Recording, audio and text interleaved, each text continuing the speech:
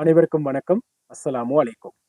இன்று 2025ஆம் ஆண்டு டிசம்பர் மாதம் 29ஆம் திகதி திங்கட்கிழமை.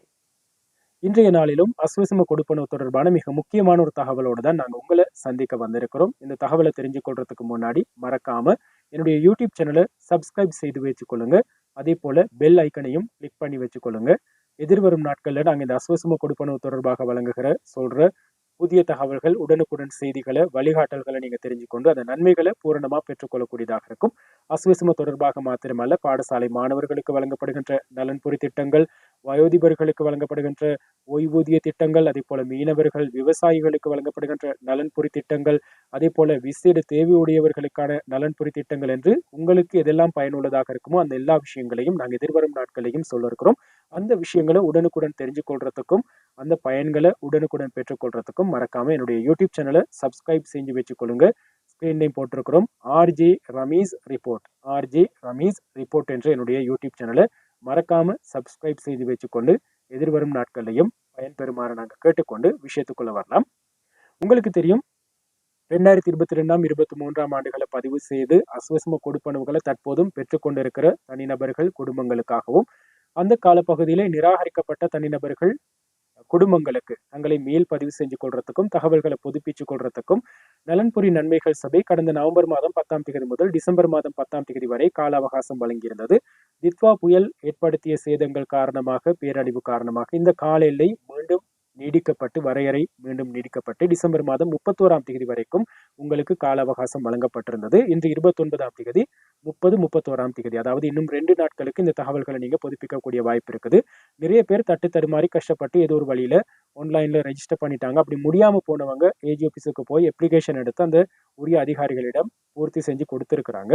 இன்னும் ஒரு குறிப்பிட்ட வீதத்தினர் இதை செய்ய தவறி இருக்கிறாங்க. அப்படி நீங்க பதிவு செய்யலைன்னு சொன்னா என்ன நடக்கும் அப்படின்னா, எதிர்வரும் 2026ஆம் ஆண்டுல அரசாங்கத்தால வழங்கப்படுற எந்த ஒரு நலன்புரி திட்டத்துக்காகவும் நீங்க உள்வாங்கப்பட மாட்டீங்க. இதுல பதிவு செய்யறவங்க, விண்ணப்பிக்கிறவங்க மாத்திரம்தான் இதற்காக தகுதி பெறுவீங்க அப்படின்றத உறுதியா சொல்லி இருக்கிறாங்க. எனவே அஸ்வசம கொடுப்பனவு இல்லை என்றாலும் ஏனைய நன்மைகளை பெற்றுக்கொள்றதுக்கு நீங்க கட்டாயம் உங்களை பதிவு செஞ்சுதான் ஆகணும், ரெஜிஸ்டர் பண்ணிதான் ஆகணும். கட்டாயமா இன்னும் 48 மணித்தியாலம் இருக்குது. அதுக்குள்ள உங்களுடைய பதிவு செஞ்சு உங்களையும் தகுதியானவங்களா மாத்திக்கொள்ளுங்க அப்படின்றத ஞாபகப்படுத்திக் கொள்றோம். என்னுடைய வீடியோக்களை பார்த்து நிறைய பேர் என்கிட்ட கேட்டிருந்த ஒரு கேள்விதான், அண்ணா ரொம்ப கஷ்டப்பட்டு கொண்டிருக்கிறோம், வீட்டுல அம்மா இருக்கிறாரு சுகம் இல்லாம, அப்பா இருக்கிறாரு சுகம் இல்லாம, அல்லது பிள்ளைகள் படிச்சு கொண்டிருக்கிறாங்க, கணவனுக்கு தொழில் ஒன்று இல்லை, அல்லது மனைவிக்கு தொழில் ஒன்று இல்லை, வறுமை கோட்டுக்குள்ள வாழ்றோம், அன்றாட வாழ்க்கையை முன்னெடுக்கிறதுக்கு ரொம்ப கஷ்டப்பட்டு கொண்டிருக்கிறோம், ஆனா எங்களுக்கு அஸ்வசமும் கிடைக்கல, எங்களை நிராகரிச்சுட்டாங்க. எங்களுக்கு பக்கத்துல இருக்கிற வசதியானவங்களுக்கு வீடு இருக்கு, வாசல் இருக்கு, நல்ல வருமானம் இருக்குது, வாகனங்கள் இருக்கு சிலருக்கு, அப்படியானவங்களுக்கு கொடுப்பனவு கிடைச்சிருக்குது, அதுவும் பெரிய தொகை கிடைச்சிருக்குது. அல்லது எங்களுக்கு சின்ன ஒரு தொகை கிடைச்சிருக்குது, அவங்களுக்கு பெரிய தொகை கிடைச்சிருக்கு அப்படின்னு சொல்லி நிறைய பேர் வருத்தப்பட்டிருந்தாங்க, ஆதங்கத்தை வெளிப்படுத்தி இருந்தாங்க. இதுக்கான காரணத்தை நாங்க கொஞ்சம் தேடி பார்த்திருந்தோம். அதாவது கிராம சேவகர்கள், அதே போல இந்த அஸ்வசம கொடுப்பனவுடன் தொடர்புடைய ஒரு சில அதிகாரிகளை நாங்க நேர்ல சந்திச்சு தொலைபேசியினூடாக பேசி தகவல்களை திரட்டி உங்களுக்கு தரப்போறோம். சரி, அந்த வகையில அவங்க சொன்ன மிக முக்கியமான காரணம் தான், உங்களுடைய தகவல்களை திரட்டுறதுக்காக உங்களுடைய வீட்டுக்கு வந்த நேரம் நீங்க கொடுத்த தகவல், நீங்க சொன்ன விஷயங்கள் தான் இதற்கு பிரதான காரணம். இதை அடிப்படையாக கொண்டுதான் உங்களுக்கு தகுதி இருக்கா இல்லையா அப்படின்றத தீர்மானிச்சிருக்கிறாங்க. அப்படி வரும் அதிகாரிகள், உத்தியோகத்தர்கள் என்ன செய்வாங்கன்னு சொன்னா, உங்களுடைய பெயர் கொண்டு நீங்க சொல்ற எல்லா விஷயங்களையும் அப்படியே பதிவெடுப்பாங்க. அதை எடுத்துட்டு அப்படியே அவங்களோட டேட்டா பேஸ்ல என்டர் பண்ணிடுவாங்க. கொழும்புக்கு, அதாவது ஆன்லைன் மூலியமா டேட்டா பேஸ்ல என்டர் பண்ணிடுவாங்க. கொழும்புல இருக்கிறவங்க தான் உங்களுடைய தகவல்களை ரிவ்யூ பண்ணுவாங்க, கண்காணிப்பாங்க, ஆராய்ச்சி செஞ்சு பார்ப்பாங்க. அதுக்கு பிறகுதான் உங்களுக்கு கொடுக்கணுமா இல்லையா அப்படின்றத தீர்மானிக்கணும். உங்களுடைய வீட்டெல்லாம் பார்க்க போறது அவங்க இல்லை. இந்த அதிகாரி கொடுக்குற தகவல்களை வச்சுதான் அவங்க தீர்மானிப்பாங்க. அதிகாரி நீங்க கொடுக்குற தகவல்களை தான் பதிவிடுவாரு. அதுல எந்த ஒரு மாற்றத்தையும் செய்ய முடியாது. இது அவர்களுக்கு கட்டாயமாக வழங்கப்பட்டிருக்கிற, கண்டிப்பா வழங்கப்பட்டிருக்கிற ஒரு ஆலோசனை, வழிகாட்டல். அவங்க சொல்ற விஷயங்களை நீங்க அப்படியே கொண்டு பதிவிடணும். அதுல எந்த ஒரு மாற்றத்தையும் நீங்க நினைச்சபடி செய்ய முடியாதுன்னு உறுதியா சொல்லியிருக்கிறாங்க. இதற்கு அடிப்படையில தான் அவங்க அந்த தகவல்களை பதிவிட்டு இருக்கிறாங்க. சரி, நாங்க அப்படி என்ன தகவல்களை தவறா கொடுத்தோம்னு நீங்க கேட்கலாம். சின்ன விஷயங்கள் தான். அதாவது உங்களுடைய மாத வருமானம் அல்லது உங்களுடைய ஒரு நாள் வருமானம் எவ்வளவு அப்படின்னு கேட்ட உடனே நீங்க சொல்லியிருப்பீங்க, நான் கூலி தொழில் தான் செய்யறேன், என்னுடைய ஒரு நாள் வருமானம் சம்பளம் 2500 ரூபாய். இப்படி சொன்ன உடனே என்ன செய்வாரு, 2500 தர 30 பெருக்கி போட்டுருவாங்க, 75,000 ரூபாய் மாச வருமானம். உங்களுக்கு பக்கத்து வீட்டுல வாகனம் இருக்கிறவருக்கு 30,000, 35,000 ரூபாய் தான் சம்பளம். அதை உறுதிப்படுத்துறதுக்கு அவருக்கு பே ஷீட் இருக்குது. சோ அவர் என்ன செய்வாரு, இந்த என்ன வருமானம் இவ்வளவுதான், நான் இங்கத்தான் தொழில் செய்யறேன், கௌரவமான தொழில் தான், எனக்கு சம்பளம் போதாது, நிரந்தரமான தொழில் இல்ல. இது எந்த நேரத்திலும் என்ன வெளியில போடலாம். எனக்கு சுய தொழில் ஒன்று இல்ல. சுய தொழில் ஒன்றை செய்யறதுக்கான நேரம் இல்ல அப்படின்னு சொல்லியிருப்பாங்க. ஸோ இதுதான் மிக முக்கியமான காரணம். நான் அறிந்த வகையில் இதுதான் மிக முக்கியமான காரணமா இருக்குது. நிறைய பேர் நிராகரிக்கப்படுறதுக்கு. ஒரு வீட்ல 2 பேர் கூலி தொழில் செய்றாங்க. கணவனுக்கு ரூ. 2,500 மனைவிக்கு ரூ. 2,000 சொன்னாலும் 1,30,000 சம்பளம் அப்படின்றத கணிச்சிருவாங்க. அதுவே பக்கத்து வீட்ல இருக்கிற 2 பேரும் ஏதோ ஒரு நிறுவனத்துல தொழில் செய்றாங்க. ஒருத்தருக்கு 40,000 இன்னொருவருக்கு 35,000 75,000 தான் மாச சம்பளம்.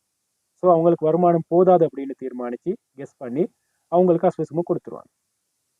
இதனால தான் நிறைய பேருக்கு வந்து அதாவது வருமானம் குறைய இருக்கிறவங்களுக்கு குறைந்த தொகை வருமானமும், சில நேரம் நல்ல வருமானத்தில் இருக்கிறதா நீங்க நினைச்சு கொண்டிருக்கிறவங்களுக்கு நிறைய வருமானமும் கிடைச்சு கொண்டிருக்கு. நாங்க உங்களுக்கு தெரியும் கூலி தொழிலில் ஈடுபடுறவங்க, தோட்ட தொழிலில் ஈடுபடுறவங்க யாருமே 30 நாளும் தொழில் செய்ய முடியாது. 30 நாளும் கூலி தொழிலில் ஈடுபட முடியாது. 30 நாளும் ரூ. 2,500 சம்பளத்த பெற முடியாது. மாசத்துல 10 நாளோ 15 தான் வேலை செய்ய போறோம். ஸோ இத வந்து நீங்க தெளிவா எடுத்து சொல்லுங்க. எனக்கு நிரந்தரமான தொழில் இல்ல. நான் இப்படி தொழில்ல நான் ஈடுபட்டுக் கொண்டிருக்கிறேன். எனக்கு ஒரு நாளைக்கு ரூ. 2,500 சம்பளம் கிடைச்சாலும் மாசத்துல 10 நாள் தான் வேலை செய்றோம்.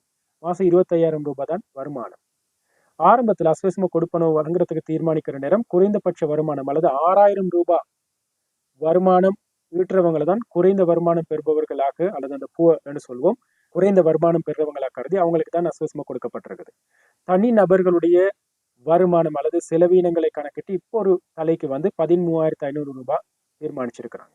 எனவே வீட்டுல 2 பேர் இருக்கிறீங்க அப்படின்னு சொன்னா 27,000 கிட்டத்தட்ட. பிள்ளைகளும் இருக்கிறாங்கன்னு சொன்னா ஒரு 35,000 40,000 தாண்டக்கூடிய சாத்தியம் இருக்குது. எனவே இதை கருத்தில் கொண்டு நீங்க உங்களுடைய தகவல்களை வழங்க. இதுக்காக நீங்க பொய்யான தகவல்களை வழங்கணும்னு நாங்க சொல்லல. பொய்யான தகவல்களை நீங்க கொடுத்து அஸ்வசம கொடுப்பனவு பெற்றீங்க. அதுக்கு பிறகு இது உறுதிப்படுத்தப்பட்டுச்சு அப்படின்னு சொன்னா நீங்க பெற்றுக்கொண்ட தொகையை திரும்ப கொடுக்க வேண்டி வரும். வயதுபர்களுக்கு நிறைய பேருக்கு இது நடந்துச்சு. அதாவது ஓய்வூதிய கொடுப்பனவோ அல்லது பென்ஷனையும் பெற்றுக்கொண்டாங்க அல்லது பிம்படின்னு சொல்லுவோம். அந்த கொடுப்பனவையும் பெற்றுக்கொண்டாங்க. அஸ்வசமையும் பெற்றுக்கொண்டாங்க. கிராஸ் செக் பண்ற நேரம் இது வெளியில வந்துச்சு. 2ல ஏதாவது ஒரு கொடுப்பனவோ நீங்க திரும்பி அரசாங்கத்துக்கு கொடுக்கணும் அப்படின்னு சொல்லி நிறைய பேர் திரும்பி கட்ட வேண்டிய நிலைமைக்கு தள்ளப்பட்டாங்க. எனவே இப்படியான நிலைமைகளும் வரக்கூடாது. எனவே உங்களுடைய தகவல்களை உங்ககிட்ட கேட்கிற தகவல்களை வெளிப்படையா சொல்லுங்க. மாசம் ரூ. 1,500 தான் உங்களுக்கு ஒரு நாள் சம்பளம்னா ரூ. 45,000. இது தவிர எனக்கு வேற வருமான வழிகள் இல்ல. வீட்டு தோட்டம் செஞ்சாலும் இப்படி செஞ்சாலும் எங்களுக்கு ஒவ்வொரு நாளும் அதுல வருமானம் கிடைக்க போறது இல்லை. ஸோ இப்படியான விஷயங்களை ரொம்ப கவனமா இருங்க தகவல்களை வழங்குற நேரம். எனவே இதுதான் மிக முக்கியமான ஒரு காரணமாக அமைஞ்சிருக்குது. நிறைய பேருடைய அப்ளிகேஷன் அல்லது விண்ணப்பங்கள் நிராகரிக்கப்படுறதுக்கு தகுதியற்றவங்களா கருதுறதுக்கு. நீங்க இப்ப ஆன்லைன்ல அப்ளை பண்ணியிருக்கிறீங்க, விண்ணப்பிச்சிருக்கிறீங்கன்னு சொன்னா டிசம்பர் 31ஆம் தேதிக்கு பிறகு இது கால அவகாசம் நீடிக்கப்படலைன்னு சொன்னா நிச்சயமா திரும்பவும் ஜனவரி மாசத்துல முதல் வாரத்துல அல்லது 2வது வாரத்துல உங்களுடைய வீட்டுக்கு வருவாங்க. வீட்டை பார்ப்பாங்க. உங்களுடைய வருமான வரிகள் சம்பந்தமா பார்ப்பாங்க. இதை திரும்ப நீங்க புதுப்பிக்கிறதுக்கான சந்தர்ப்பம் இருக்குது. சரி செய்யறதுக்கான சந்தர்ப்பம் இருக்குது. சரியான தகவல்களை நீங்க சரியான முறையில கொடுத்தீங்க அப்படின்னு சொன்னா நிச்சயமா 2026ஆம் ஆண்டுல நீங்க வந்து அஸ்வசம கொடுப்பனவுகளை பெற்றுக்கொள்றதுக்கு தகுதியானவங்களா மாறுவீங்க என்பதில் எந்த சந்தேகமும் இல்லை. இது சம்பந்தமா இன்னும் புதிய தகவல்கள் கிடைச்சா நாங்க நிச்சயமா எதிர்வரும் காணொலி ஊடாக உங்களுக்கு வழங்க தயாராக இருக்கிறோம் அப்படின்றத ஞாபகப்படுத்திக் கொள்றோம். மறக்காம என்னுடைய யூடியூப் சேனலை சப்ஸ்கிரைப் செஞ்சு வச்சுக்கொள்ளுங்க. உங்களுக்கு நிறைய பயனுள்ள தகவல்களை நாங்க ஏற்கனவே சொன்னது போல வழங்க தயாராக இருக்கிறோம். என்னுடைய யூடியூப் சேனல் தான் RJ Rameez report. RJ Rameez report என்ற என்னுடைய யூடியூப் சேனலை சப்ஸ்கிரைப் செஞ்சு வச்சுக்கொள்ளுங்க. எதிர்வரும் நாட்களையும் இது போல பயனுள்ள தகவல்களை நாங்க உங்களுக்கு வழங்க தயாராக இருக்கிறோம். இன்னொரு வீடியோவாக சந்திப்போம். நன்றி, வணக்கம்.